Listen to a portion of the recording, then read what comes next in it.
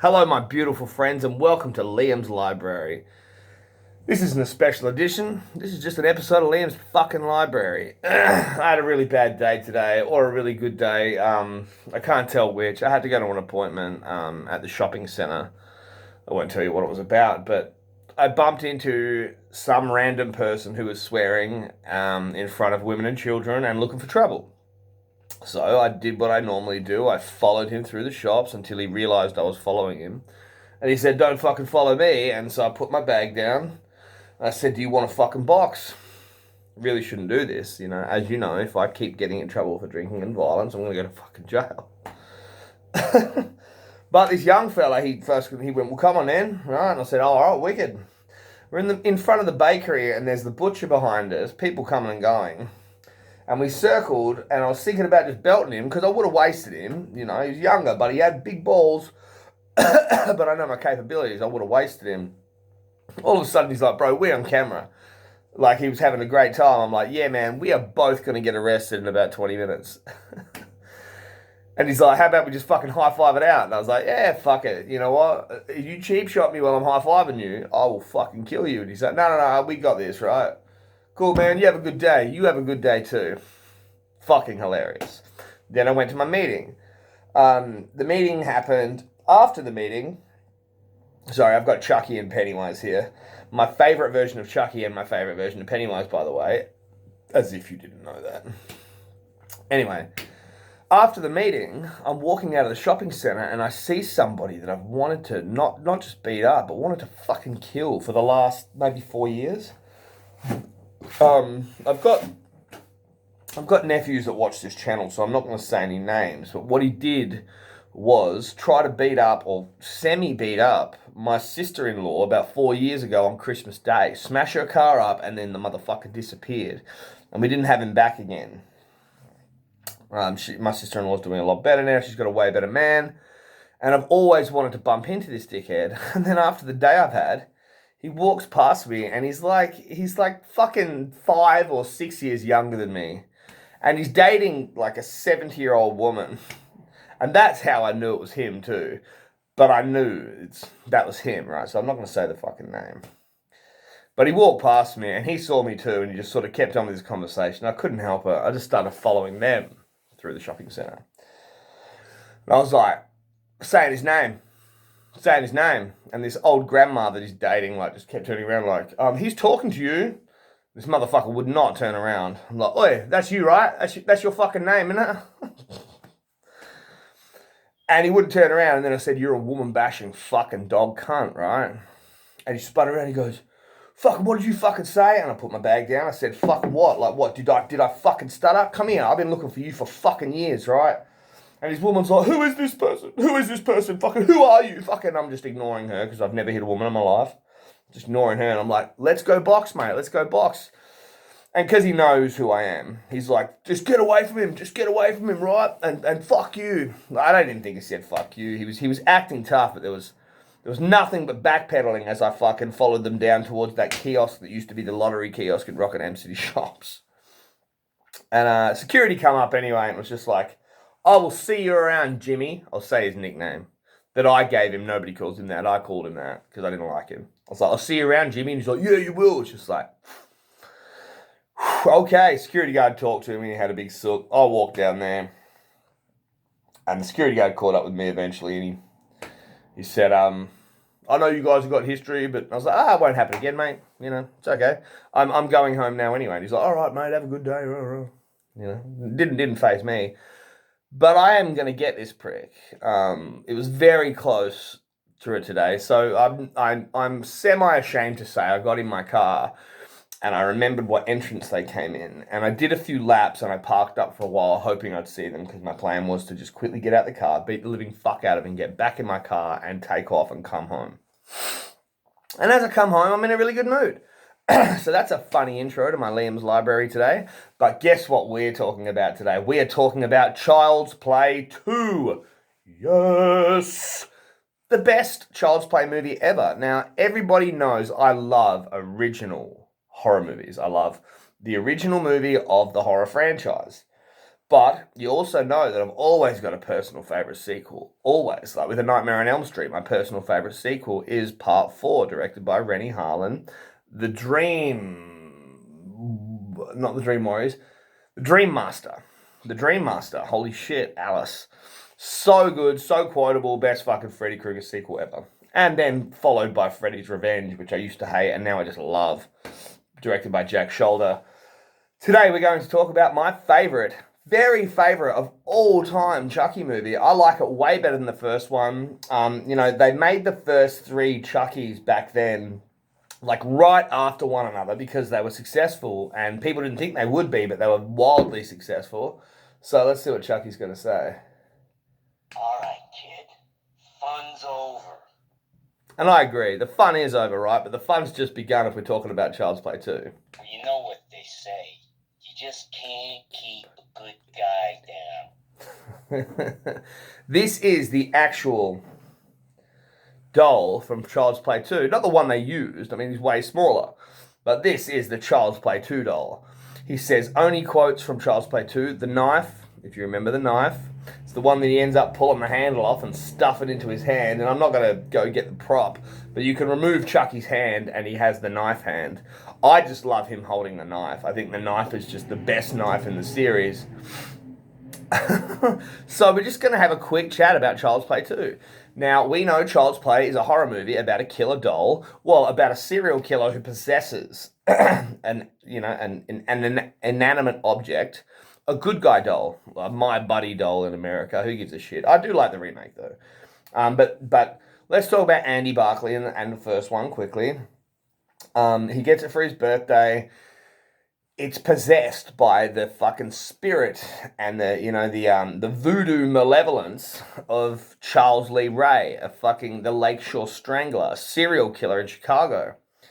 And now he lives inside this doll, and the doll does what he wants it to do, and he can run around, and he can murder people, and he can get revenge. But he realizes he's becoming human, so he needs to put his soul into a living being, but it has to be the first person he revealed his secret to, his very true self, the fact that he is, in fact, Charles Lee Ray.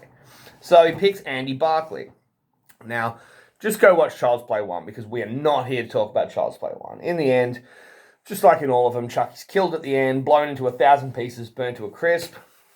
In Child's Play 2, we begin with that actual doll in all sorts of pieces, burnt to shit, and they're rebuilding it. Now, the story behind that is it's almost like the company is starting up again, and they're not going to get like some little kid with some kind of problem with fantasy, like, oh, my doll was alive. Nobody's going to believe that shit.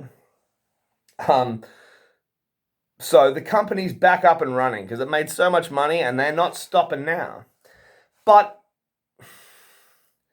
like, why would you actually remake? And you see him like with like a little drill thing, and they're removing all the burnt plastic off this doll, bringing him back to shiny metal, knocking all the dents out, and putting plastic back over him, and reanimating Chucky right at the start. You wouldn't do that, not because you were scared of Chucky. That thing would have gone in the bin, and you just use all the millions of new dolls that you were just mass producing. But I'm happy about this because Chucky comes back, don't you, Chucky? I hate kids. I hate kids. Let's get one more. If I don't get out of this body soon, I'll be trapped in here. Fucking so good. Best pop culture prop. Best thing ever. My cousin spent a lot of money on this. This is not mine. And I just wanted Pennywise to be in on the fun. So Tim Curry's here with us too. But now Andy is in an orphanage. But he's up for getting adopted by a family who does adopt kids in and out. So they got a big house. Teenage girls live in that room. Andy comes in. They understand Andy's had a hard time. I mean, people were killed. But they don't believe in the whole killer doll thing, do they, Chucky? Do they believe in that shit? Playtime's over.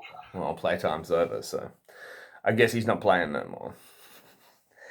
But What happens is that doll that they recreated, who is now the brand new Chucky, he escapes. He murders the toy maker or the toy advertising executive, who foolishly puts him in his car.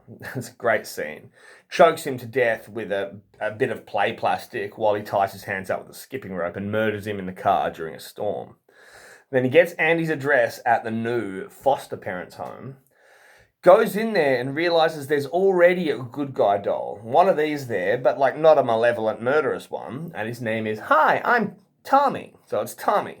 So what Chucky does is smash Tommy's face in with an expensive antique and bury him in the backyard with a kid's playtime shovel. Be a good guy shovel. Why good guys need a shovel, I don't know. Chucky definitely utilizes all of his good guy fucking tools. And then over the course of time, Andy sort of lets his defenses down and he likes Tommy. And he's like, you know what, fuck it, I'm prepared to start my life again. So he starts hanging out with the doll and trying to take his new school seriously. But Chucky, not Tommy, because it's not Tommy anymore. Tommy's dead. Chucky follows Andy to school. Sabotages his very first paper that's getting graded by writing "fuck you, bitch" in big child capital letters in a red crayon. So Andy's in trouble. Andy escapes through the window because he finds Chucky in the toy cupboard and he just knows. He knows Chucky did it. So he escapes out the window. Chucky murders his school teacher in probably my second favourite Chucky kill is when he kills Miss Catterwell. She's a great actress. I wish I could get the name for you right now, but I didn't take any notes for this. Like, this is just me having a great fun talking about Chucky. How do you feel about that? You've been very naughty. And then what he says is next, you've been very naughty, Miss Catterwell, and he beats her to death with a fucking 1 meter ruler. Off screen, kinda, but the build up is suspenseful and scary as shit. Andy runs home and says, Chucky did it, Chucky did it. That night, it starts to get a bit heavy. Now, that night, Andy decides to get an electric knife, like a bread cutter electric knife, and go down into the basement where the stepdad or the foster dad threw the Chucky doll and said his name isn't Chucky, it's Tommy, and he can just stay down there and fucking... They're going to get rid of Andy. He's going to have to go back to the orphanage, like, the way he's behaving. Fuck that. Andy goes down there to kill Chucky. Chucky's waiting for him. And he jumps on Andy's back and he says one of my favorite Chucky quotes. He's like, Andy, we're going to be so close, in fact, we're going to be fucking inseparable. And I fucking love that, right? And then he cuts Chucky with the big fucking knife and Chucky scuttles away and disappears as the stepdad Phil comes down the stairs. Now, we get my very favourite Chucky quote in 7 movies. There's been 7 Chucky movies. Now I'm going to tell you the best quote ever. It's when the stepdad slowly starts walking down the stairs. Chucky grabs a boat hook, waits for his ankle to come down, and hooks it. And he smashes through the banister, and Chucky's got him held by the boat hook, and Phil's swinging right in front of Chucky, and he goes, how's it hanging, Phil? And then removes the hook, and Phil just goes and just breaks his neck in such a cool horror movie fashion. Best Chucky kill ever, just with the best quote ever. So fucking good. It's nearly as good as the first. Well, it's better than in the first movie when he's like, what's wrong, gun jam? And he comes to kill you. What do you think about that, Chucky?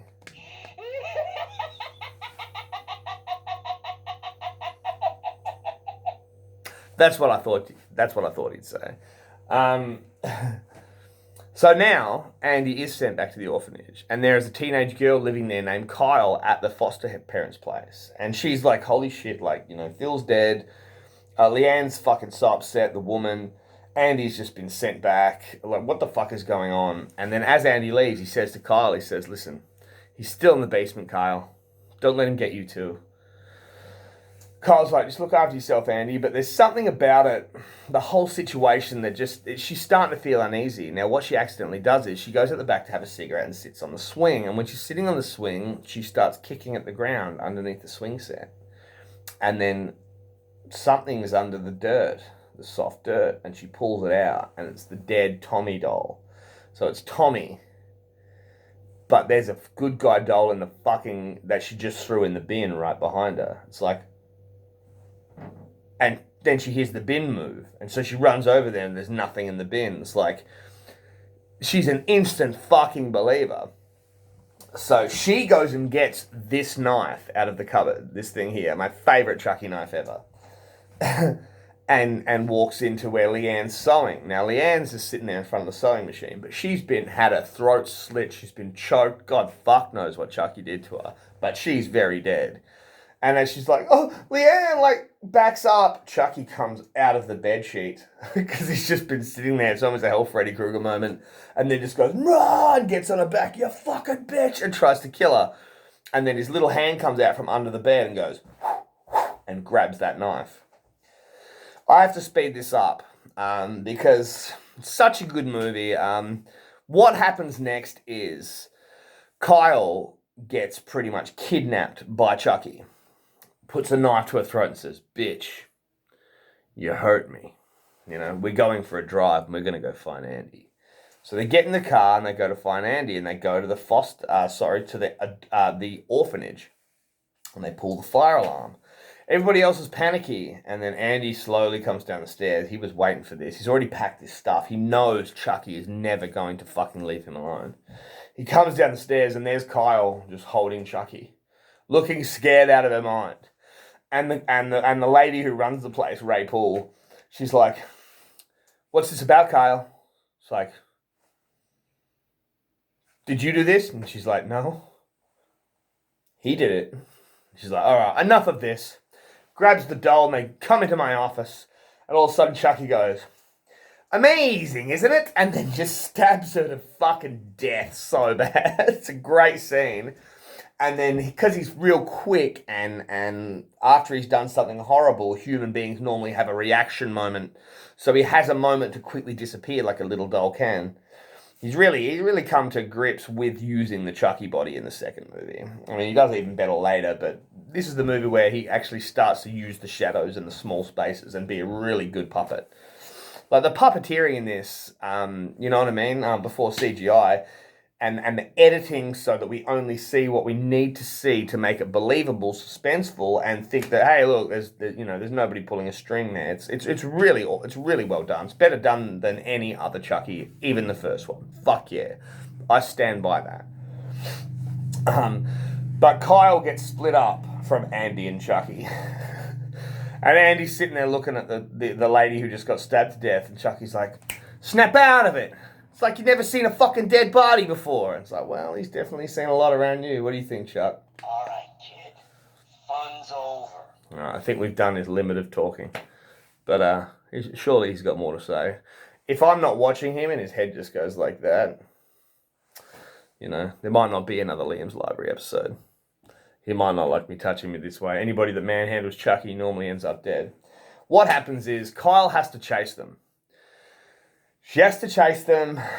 They end up in the Good Guy factory surrounded by millions of Good Guy dolls in boxes and also in pre-production on assembly lines and stuff. And they have to run through this big Chucky maze, but there's one real Chucky. He murders one of the guys working there. They fuck him up. He does his spell, because he's got his spell that he does, a voodoo spell, to try to get his soul into Andy's body, but he's left it way too long. And we know he has. He took his time way more this time.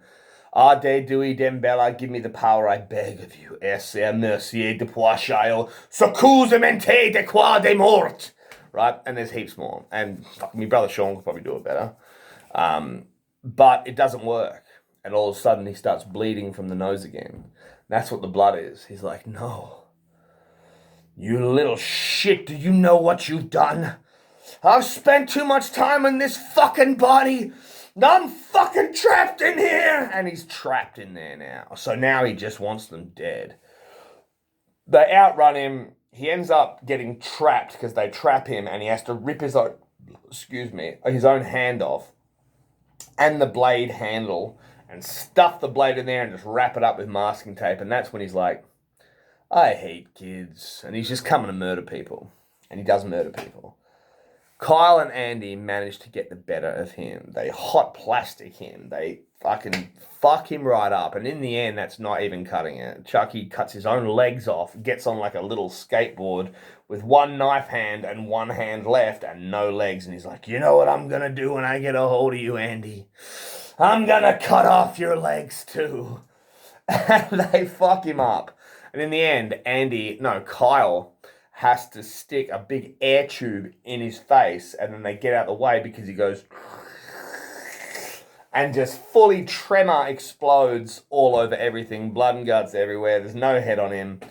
Chucky's dead for now. And it's got a really beautiful ending. The sun is coming up by now. What a long night these two have had, Kyle and Andy. And the door rolls up because I guess it's the start of a new workday. And they hold hands and they walk out into the sunshine. And she's like, let's go home. And Andy's like, where's home?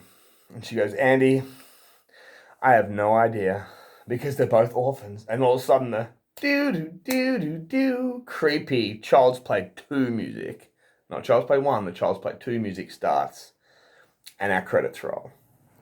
It is fucking perfect. It is one of the most... It is the best Child's Play sequel. And in my opinion, the best Child's Play movie.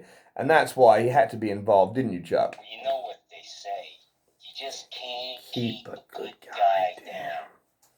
Couple more. I hate kids. That's what he says when he's got the knife in his hand. If I don't get out of this body soon, I'll be trapped in here. Playtime's over. So playtime's over. And this review is over.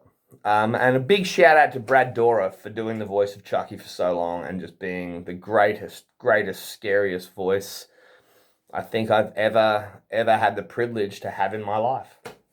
So look after one another. Read some great books. Watch some even better fucking scary movies. And never, ever, fucking ever take any shit from anyone. I'll see you later.